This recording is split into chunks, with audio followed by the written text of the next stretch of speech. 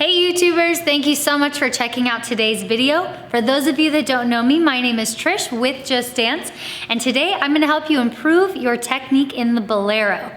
So the three things that I wanna cover in today's video is your rise and fall, your rotation, and your leg action.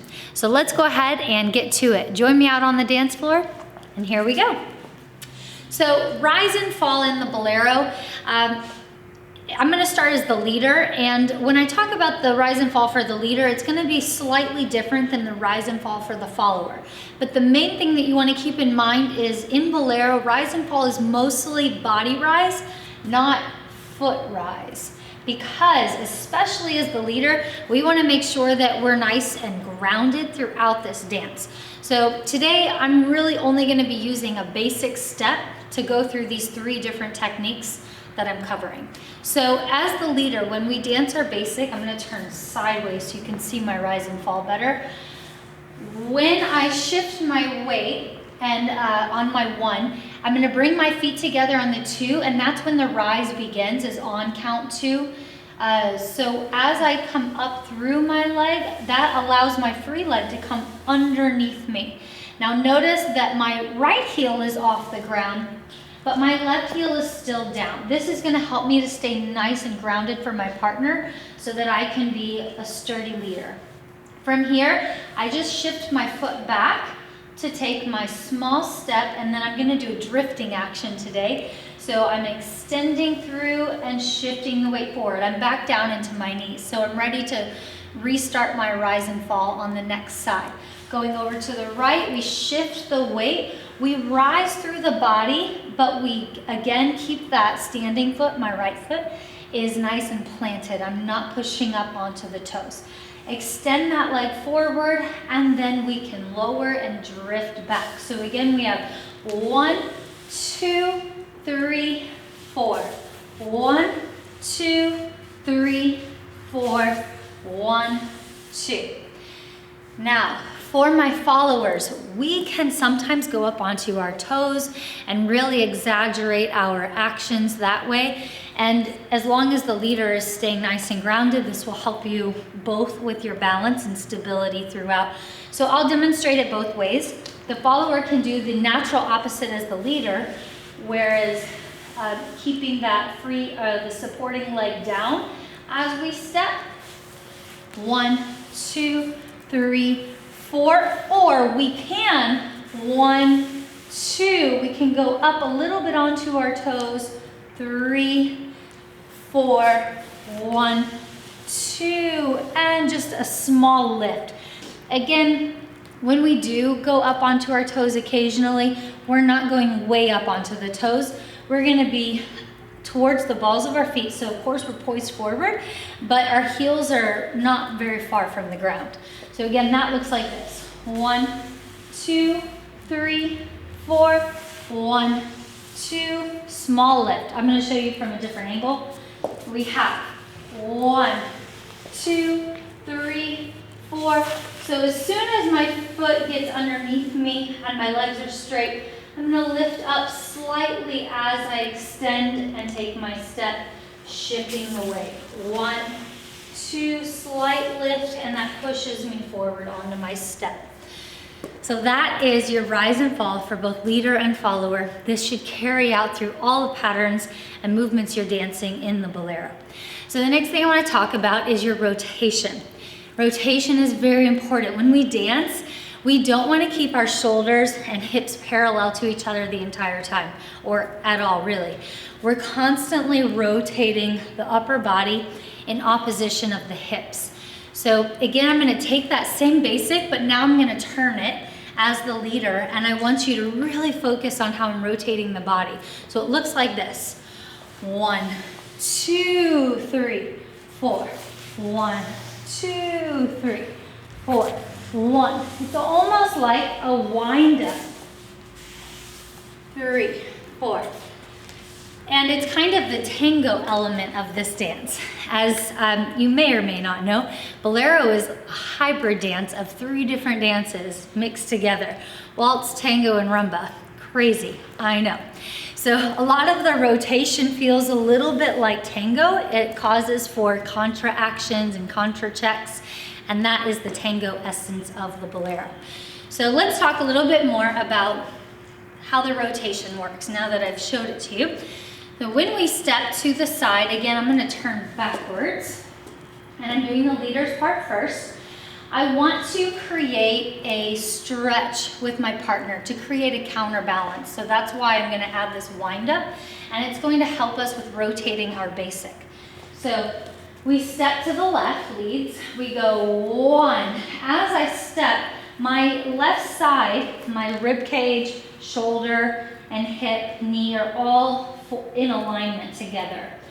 As I rise, I'm going to start rotating and bringing my left side further forward, which will cause my partner to stretch away from me if I was to have a partner to demonstrate that with. And then, right before I take this next step back, my body is going to turn back to the left, helping me to rotate my basic. And then I'm going to do the same thing on the other side. I'm going to show you that again. So starting to our left, we begin by taking the left side back. And then as we rise, we bring the left side forward. We're creating a counterbalance. My head's going this way. My partner's is going out that direction. Then we unwind to take our step, and we can turn our basic. Now for the forward half of that, when we go to our right, leaders, we are going to not do as much of a wind up. We're actually going to take our step. Our right side is back and everything's over the right foot.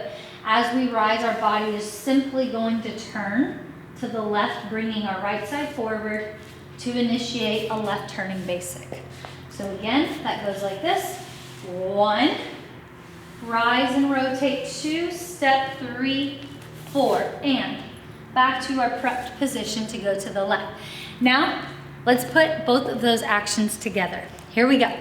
We have 1, 2, 3, 4. 1, 2, 3, 4. 1, 2, 3, 4. 1, 2, 3, 4. 1, 2, 3, 4. All right. Next up, I'm going to just demonstrate that quickly as the follower so you can see the difference. We're going to be doing the natural opposite. So as we step to the right, followers, we are going to stretch away and really create this beautiful leopard stretch with our body, our hips towards our partner, our head is stretching away, creating a beautiful smooth look like the waltz or like the tango, stretching away from our partner. And then we rotate into our next side to the left, where here we're just going to stay to the left and keep turning left. Not as exciting going the other way as it is to the right. So we'll try that again. We have a nice wind up and stretch away, and then we twist and step. And then here we are just turning to the left, keeping it nice and simple. All right, that is your rotation. We want to carry that through our entire dance. Now I want to talk about leg action. Leg action is super precise in this dance. Bolero is a lot about creating beautiful shapes, not just through the upper body and arms, but also creating lines with our legs. And you probably have noticed it throughout this video how my leg action is working, but now I'm going to break it down a little bit. So on count 1, we want to make sure that we're on our foot. That means that we need to prep the time before on count 4. So if we're listening to our song, we have 1, 2, 3, prepare on 4. We want to be in this position so that by the time 1 hits, we're quickly over that foot. 1, and we're not late. Because we want to make sure we have time for 2 to bring our legs together and straighten them. Next, we step back, and I want you to pay close attention to my knees.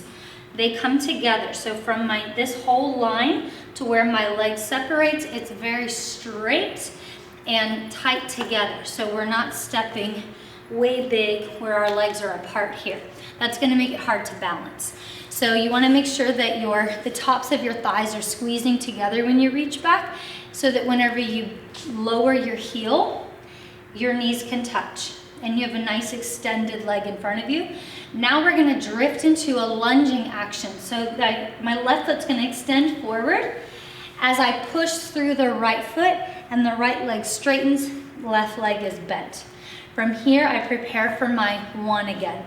So knees come kind of towards each other, leg extends out to the side, body shifts over to the foot, creating a nice leg line here. So every time I push from a foot, I'm pushing to a nice stretched leg. Reaching up, zipping the thighs, extending that leg forward, so showing a nice beautiful leg line before I step. Lowering, taking the step, bending and extending. So reaching through a nice stretched leg again. From here, shifting the weight, getting those legs together. So zipping the thighs and extending out. Being very particular about every single leg action I'm creating from foot to foot. And that is your leg action. So quick little recap for today. I covered a lot and I went through it fast, but you can rewind and feel free to ask questions if there's anything that didn't make sense to you. And real quick recap, we had our rise and fall. Leaders especially, don't go up onto your toes. Stay more grounded and focus on body rise. That's gonna help you to be nice and stable for you and your partner, helping with balance in this dance. My followers, you can go a little bit up onto your toes. You're using it more to push yourself into the step and really exaggerate your actions. But again, we don't wanna go super high onto them. And then our next thing was our rotation. We wanna make sure our body is never square, so shoulders and hips should not be parallel at any time. We're constantly rotating the upper body and creating shapes in the Bolero. And then lastly, our leg action. We wanna be very particular with our legs, making sure we're always creating a nice line and clearly shifting our weight and making sure that we're on time with the beats. And that is our technique for Bolero today. Thank you so much for watching. And just a reminder, these videos are meant to be a supplement to what you're learning in your studio with your instructor. And if you have any questions at all or video suggestions for future videos you'd like us to create, let us know in the comments below. We'd love to help you out. And don't forget to hit that subscribe button, and we'll see you soon. Thanks for watching.